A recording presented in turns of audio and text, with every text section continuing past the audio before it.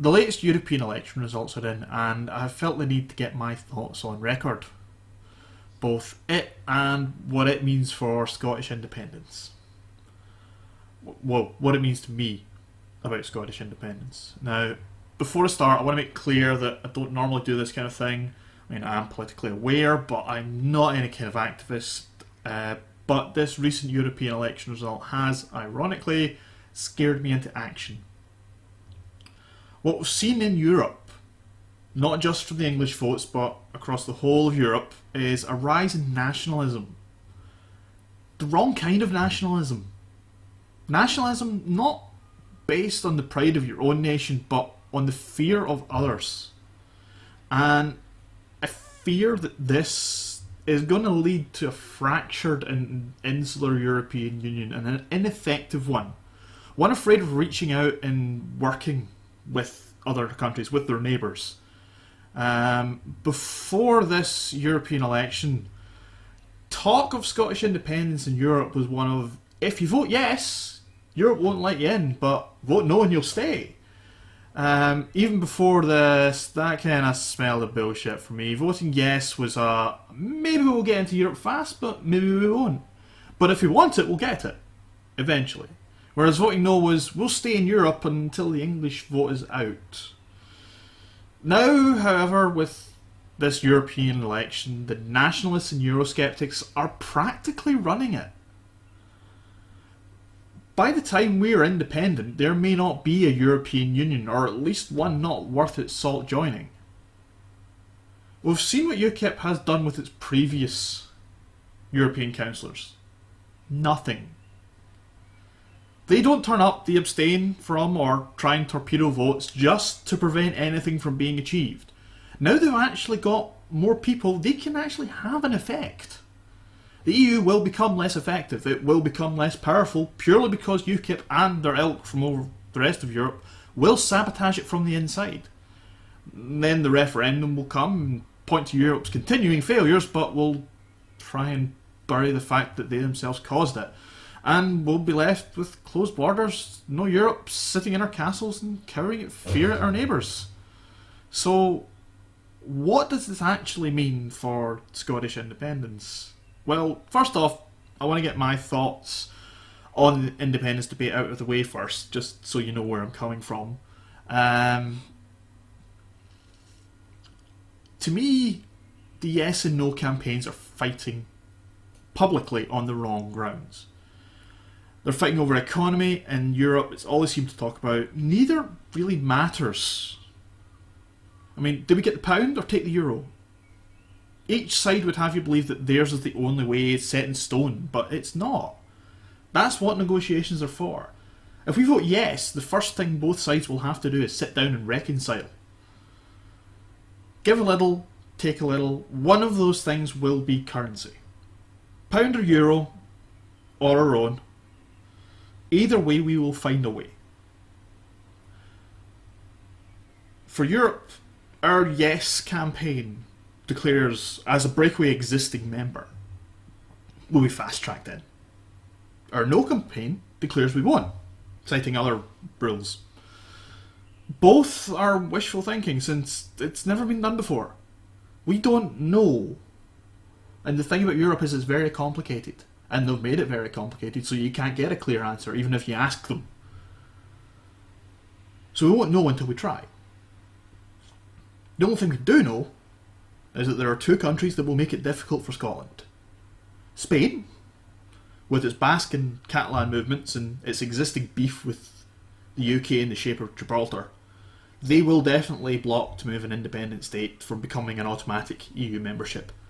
For their own selfish reasons, for, like I said, the Basque and the Catalan movements, to prevent them from getting another stick to wave. And the second country is the rest of the UK.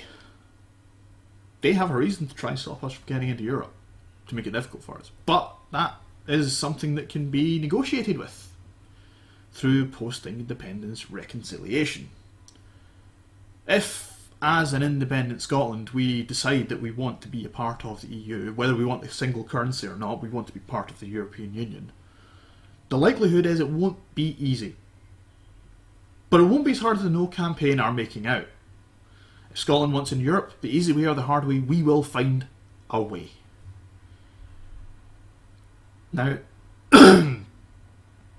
this is a once-in-a-lifetime opportunity to set our country's direction. Do I trust Salmond to do it?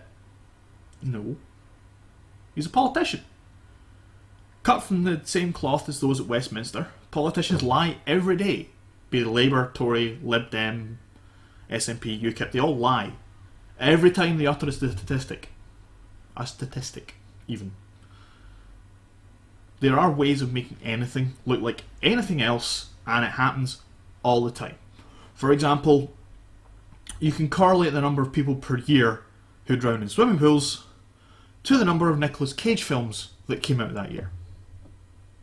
And there's a link in the description to the site that does this. There is a website that will do spurious correlations, and it's linked in the description. You can go and look at it yourself and have a lot of fun with it. But just keep in mind that that's the kind of thing that politicians do every day of the week. I mean, they lie about scary things as well, not just Nicolas Cage films. They lie about the country's debt levels, the deficit, unemployment, and their campaigns all boil down to only Party X can save you from Y, with Y being the topic at hand, be it one of these scary things or something Party Z has seemed to have done. They would have you believe that they are Atlas holding the sky, and if they let go it would fall down on top of you. And it's also hypocritical. Only we can save you from the economic downturn caused by the previous government. The Tories, UKIP, Labour especially, are the ones cowing to the businesses and bankers. They're the ones that caused the problems, and they're claiming they're the ones that can fix it. But they're the same. They're absolutely the same. They just... Anyway.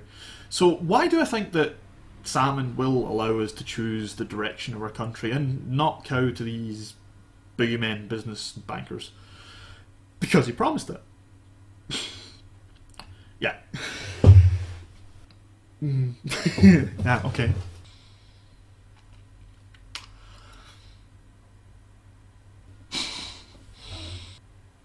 Go. So far, at least, Salmond and the SNP are vocally against lobbying and their influence on business in the government. Whether or not that's the truth, well, they're politicians, and what they say and what they think can always be at odds, and they can always change on a whim, but for now, however, he has to stand by that. Why? Well, if he wants elected into an independent Scottish Parliament with anything resembling a majority, he's going to have to. And that's always the ultimate goal of a single politician, keeping power. And the best position for us is if he has to benefit us in order to do so. And that's the position he will be in after a yes vote.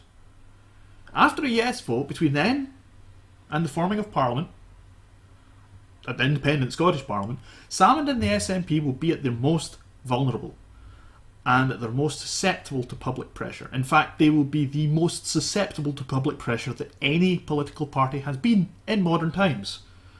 So, how does the Europe vote fit into all of this? Well, if anything, an increase in UKIP showed us one thing. People are so desperate to break the current stagnant nature of politics that they will vote for borderline fascists. But we have another way. Scotland has a better way. Voting yes will break politics in both Scotland and the rest of the UK. It will allow our new constitution to be written by us, for us, but only if we choose to. Our voices must be heard. Voting yes is only the first step, and afterwards it's up to us to keep the pressure on to ensure our own future. And that's why I would vote yes. Not for me, but for everyone. I stand to lose quite a bit if I vote yes. And more than just monetary loss as well.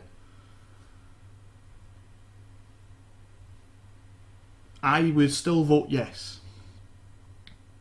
Because we can make a difference.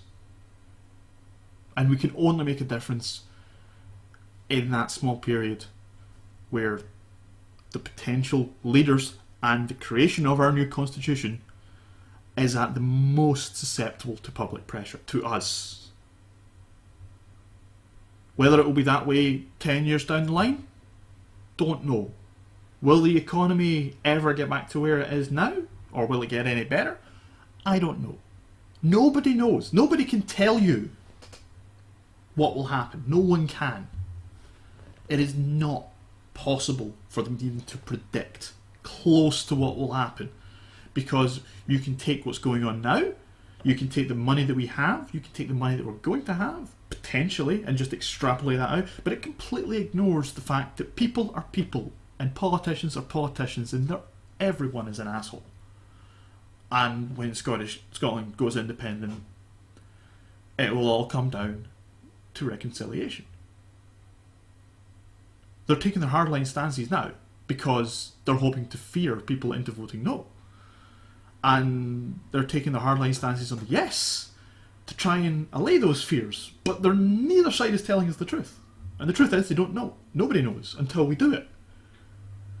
And unless we do it, we'll never know. I just wish someone would just come out and say that. Which I guess I have. But yes is only the first step. And we need to keep the pressure on. We need to keep them on the right track. And we need to decide what the right track is. And we need to make sure that they're doing something for us. And we cannot do that to Westminster. But we can do it to Holyrood. And that's why I'm voting yes.